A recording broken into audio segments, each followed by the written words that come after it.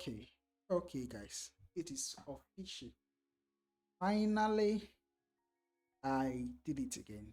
2000 elo on Rapid. Wow, on a for with it has been a very long run trying to get 1000 elo. A lot of you have been asking, when is it going to happen? It happened today on the live stream. I finally hit 2000 elo, and I'm going to be sharing with you some of the games I played and how I finally acquired 2000 elo. On this first game, I will be sharing. I think this is the second to the last game I played, winning with 94% accuracy against my opponent 86.7% accuracy. So I'm going to be sharing with you. Um, so let's get started. So I'm playing with the white pieces on the first game, and I started with e4. Always I enjoy playing the e4. My opponent respond with e6. Playing playing the French defense setup. Yeah, this is the French defense setup. So I continue in gray style d4. He respond with d5. I don't like this line where I play something like this, just cement the pawn structure. It's good, but I like opening up the center. So I capture, he captures back. Now I play this c3. I play knight f6. I bring the knight to f3. Opponent play bishop e7. I put the bishop on d3. He castled. So I castled. He put the rook on e8. I put the bishop on g5. Now he bring the knight to d7. Knight b to d7. So I continue in gray style. I put my knight on d2. He go back with the knight. Knight back to f3. Knight is looking forward to, yeah, after some move, maybe if I play something, knight can always swing here. Stopping everything happening on this side. So I play h3, stopping any bishop pinning to the queen in this line. Now my opponent go with knight h5. I capture his bishop, rook captures, and finally I bring the rook to e1. Computer in this position say instead of rook e1, you can just play something like this, maybe targeting the knight, so that when the knights go back, you can then play rook here and all of that. So Starfish is saying he could go back. Anyway, so all of this did not happen. Instead, I bring rook to e1, he trade, queen captures, and he bring the knight to f4. I bring the bishop back to f1, just, always a useful move. A lot of things could happen with the queen. The knight is already high in the square. The bishop is already high in the square. So I don't want any sacrifice to happen. And yeah, and my king is shattered. So I bring the bishop back to f1. He go pawn c6, and I play queen e5, just centralizing my queen, also putting pressure on the knight. So he goes back with the knight. I play queen back to g3. Now I play bishop f5. Bishop f5, and in this position, I was probably thinking, what could I possibly play? Um, what can I play in this position? After some thinking, I finally realized the only move that makes sense is rook e1, centralizing the rook, and my opponent goes queen b8. Queen b8, what does it do? Currently high the queen. He wants to trade the queen. It's ready to go into an endgame, and I said, nope, not today. We are not trading queen today. Not yet. So I go back to the bishop. Bishop e6.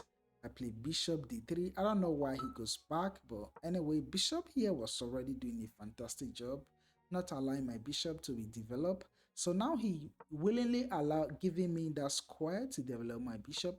Now it goes queen d6. I push h4 immediately, trying to just open up this side of the board. You finally bring the rook to e8. I continue in gray style, pushing the pawn. Starfish doesn't like this move. He says you should try and put, maybe you should try and bring the knight to the square, and I mean putting pressure on something. So that is what Starfish is thinking. So anyway, I continue with h5.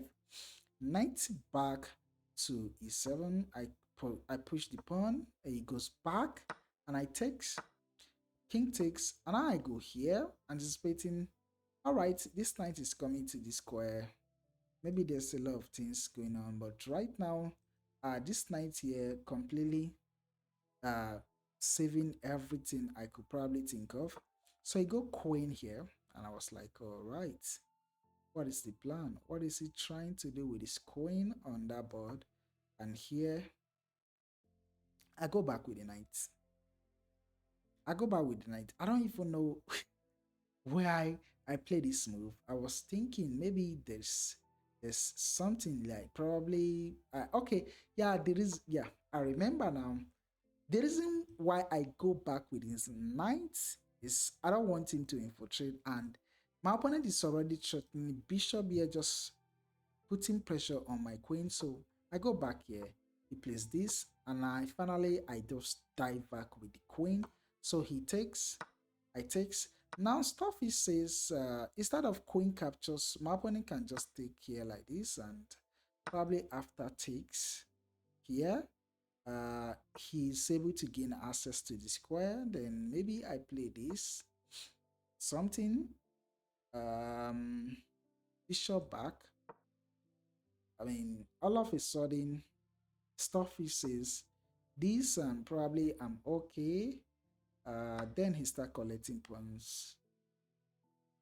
Starfish finds some move, some weird move to hold everything, but yeah, I think that is the mistake my opponent played. So in this position, um, my opponent trade queen, and after knight captures, rook captures, I captures back with the knight, and he goes back with the bishop, and here we go. This is the beginning of the end game. Equal materials, everything is equal. So he bring the knight to f4. I bring bishop back to f1. Bishop back to I don't know. I don't know. Yeah, there's no need to defend this one. I don't know why I go on. It's just completely giving up the square. But the knight, yeah, I don't want the knight to actually take my bishop. So I kick away the knight. He goes back. Now I go king f2, bishop b1, putting pressure on the only weakness I have in this position, and I push a3. He plays a6. Now I ask for a bishop trade. He a blodge, and knight captures. He play pawn f6. But the Starfish thinks he should just start running with this one. I don't know why. So queen e3, knight hopping to d7, and I play knight to g4. We have pawn to h6. Now I go back with the knight back to f2. He plays knight b6. I go with the pawn.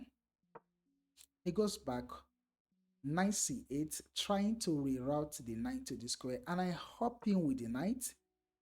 Knight f4 is what I play. He takes, king takes, now giving me an edge. King closer to his pawn. The moment you allow the king to walk, maybe trying, yeah, in an egg game, all you want is to make your king active as quick as possible. If the thing comes into the game, takes some of the pawn, it's winning. So in this position, I guess it's equal 0-0 according to Starfish, and he goes with king g6. I play knight d3, and now he blundered. b6 is the only real blunder in the game, and I find the right continuation. Knight up into b4, and he plays this. I takes, he takes, and I was thinking which of this pawn is good for me. I was like, all right, if I'm going to think, if I take this pawn, he got 2 against 1. He can strike here, and this I didn't think the other way, and I go with knight capture on d5, which is wrong. I should probably takes here, put pressure on this, allow him to push, and all of this. Yeah, we can even show it. If I take here, I'm putting pressure on this. There's no way to defend, so he has to push, takes, and now I can just go here, collect the pawn, and push my pawn. All of this, but in my own case, I take this pawn, and he goes here. Now I play this. Now the same thing, putting pressure on this pawn, but he push, and I go back with the knight. Knight back. Now defending both pawn. So king go, king e4. My king is closer to the pawn. He goes king f7. Now king d5. The king cannot takes. There is no checks. I'm threatening to take here, and even if he sacrifices the pawn, I can takes. Yeah, maybe try to double up my pawn, something like this. It's okay for me. So what did my opponent do? My opponent goes king back to g6. He want to try and come to this side of the board and collect all these pawns. So I capture with the knight. Knight go backs. I push pawn, pawn takes, and yeah, you should take towards the center, not away from the center. Now, in this case, I take away from the center because, yeah, my pawn is not closer to where the king is, so I can push on this side of the board. That is the reason why I take away from the center. So he play pawn h5. I start pushing pawn a4. He goes king g5. I just continue running with my pawn. Now he plays this. I takes, king takes, and I continue pushing. He goes here trying to take the pawn. I just continue pushing. And after he captures, I promote bringing the queen in. All right, he created a space for his king to be pushed. I take the knight. Sorry. Sorry. I takes I take the knight, and after taking the knight, my opponent resigned. He resigned because there is he make one last move. After this move, check, my opponent resigned. He resigned because there's no way to actually come closer to this pawn. This pawn is going to fall. Even if the pawn doesn't fall, I can only sacrifice the pawn, queen for the pawn. This pawn is unstoppable. I'm going to make a queen and eventually win the game. So my opponent just resigned after that. Yeah. In this game, after winning this game, I got 1993, and my opponent was like, yeah, he want to play again.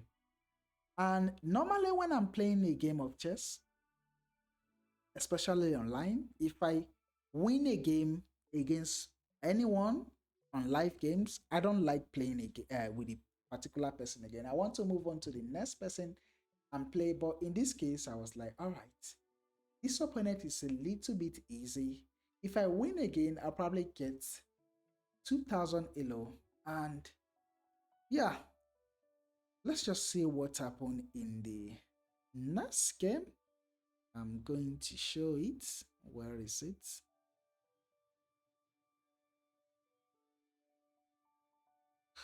All right, I'm going to show it. And again, I played the game against opponent rated 2200 elo. Yeah, probably if I can show it. So this is the second game I play with this same opponent. And this one, I was playing with the black pieces. And I played this game with an accuracy of 87%. My opponent played with an accuracy of 81%. So he starts with e4. I play the Caro-Kann 6-6. It dash in with d4. I push d5. And after he play a close line, e5. He just play, In my own case, I like trading, but my opponent play a close line. So I develop my bishop. It's one of the main line. It's one of the main line you can play, or you can also play something like this. All of these are just book move So in this case, I bring the bishop to f4, f5. He continue e6. Now I push the pawn to cement the bishop. Like now, the bishop has something defending. He goes a4. Now my opponents want to play aggressively. They want to try and win this game. So all right, let's play. I cement the pawn structure with a5. Now he brings the bishop to e3. I bring the knight to d7. Bring the knight to e2. Now I plug in my knight to e7. Like if you ever go for a trade bishop here, trying to trade, my knight can always jump in here, taking the bishop back. So he goes here. Knight b3. I play queen b6. Queen in b6 because my opponent can play this. And after knight captures, the pawn can just capture and just sit here permanently. So I don't want that to happen. So I play queen b6. Now he push f4. I'm always scared against this line when I'm playing somebody and he plays f4, just trying to fight on the king side, the same square where the king is. So at some point I've been able to find a way to get over these things. Sometimes I win, sometimes I don't. I go crushed sometimes. So f4, I play h6. Now in this position, Stockfish wants you to immediately just play this, sacrificing the pawn. And after this capture, I don't know what Stockfish wants you to play. Stockfish says, here you can sacrifice the knight. The reason why you are sacrificing the knight is because if it takes, you take some check and definitely you are winning this pawn. Alright, yeah, even after here, it's the only move. You're going to grab your pawn back and it's +1 for you. Knight here. Yeah, this is the line that Stockfish is saying. So queen here, all of this. Queen is coming, knight here, blah blah blah. Stockfish is going bizarre mode. If you can find all of this, bro, you are good. Okay, what if knight takes knight as usual? Knight is coming out to take. So yeah, that is what Stockfish wants you to find in all of those lines. But bro, I'm just a low chess player. I couldn't find all of that. So I didn't play that, which is why I play a3. Which is why I play pawn h6. And after knight up into the square, I play bishop e4. Now the bishop e2 was what was played by my opponent. I continue in gray style. And knight hop into f5. Bishop back.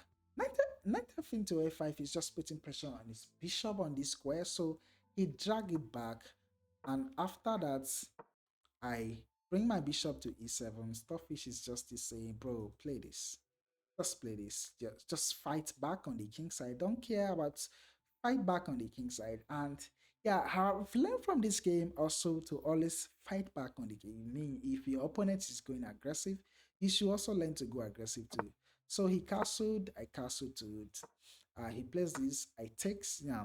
Now the only option I have is to take because yeah, if you don't take this knight, your knight doesn't have square. Like your knight is squareless from here. Yeah, the knight cannot come to any of the square.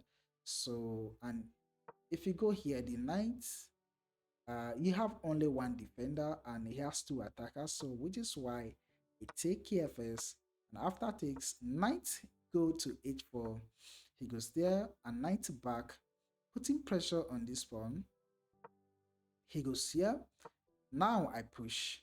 Finally, I want to open up the queen side. I mean, the queen side. So he takes knight takes, bishop captures, and after bishop captures, queen captures with check, and he blocked with the queen. I bring the rooks, and now he just move into a tactics which I go for queen captures, pawn captures, rook check. I was expecting, all right, you can probably block with rook here, but then I just bring the other rook in or something. But Stockfish is saying, yeah, there's a better move. Knight here we check. It's pin, the rook cannot take. Probably he plays this, and you just trade. King takes.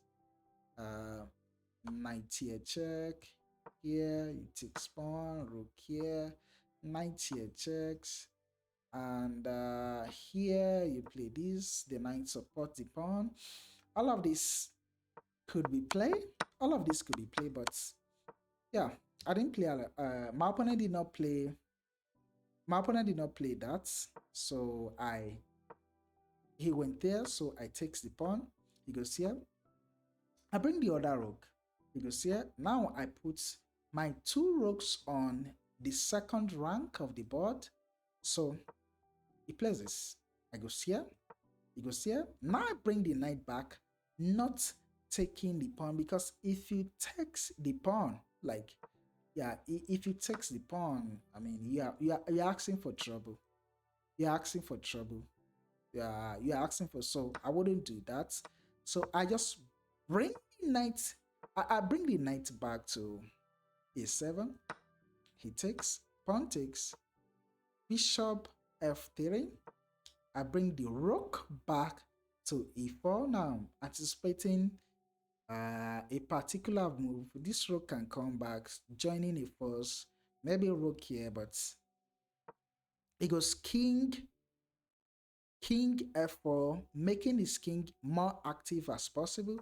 Now it goes knight here, and he goes here, rook here. Now, Starfish in this position wants you to put knight here, just putting pressure on the rocks. The rook needs to move anyway. Yeah, the rook needs to move. Maybe, yeah. Maybe the only move, if he plays this, maybe you can takes, king takes, and then you just continue in gray style and takes, and yeah, a lot, even check. So, but in my own case, I bring the rook back. Now he plays this. I takes with the knight. He goes here. I go back. He goes here. I give check. He goes here. Now I take this. Bro, he's setting this rook. He goes here. And I give check instead of just taking the rook. Now, the reason why I give this check, I didn't even see the rook or Sangi. The reason why I give this check, I don't want to allow the rook to infiltrate on the background at all, not giving my opponent a chance in the game. So after here, now he captures, the rook captures, and I captures. And I was like, all right, I'm convinced it's +3, I'm going to win this game. And he plays this. I take here. He goes here. I take here. He goes here. And I play this. Defending, I was also putting pressure on this. So he goes to this pawn to capture this pawn. I take here. And yeah, this is an easy win for me. So if you want to see how I convert this, simple. I have to just push all of this pawn, make a queen or a rook. The king is cut out completely with my rooks on this side. He can never cross this line. So slowly I bring the king, just helping with the pawn to go create a key.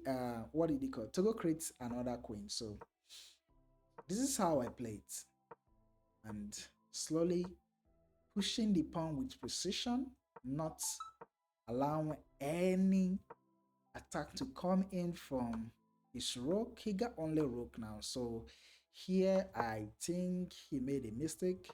After rook here, he applauds and trade rooks. King takes, and my opponent just resigned. He resigned because the only move available is that, okay, probably he could go here. I could, okay, Starfish thinks, all right, go here. Let him come here.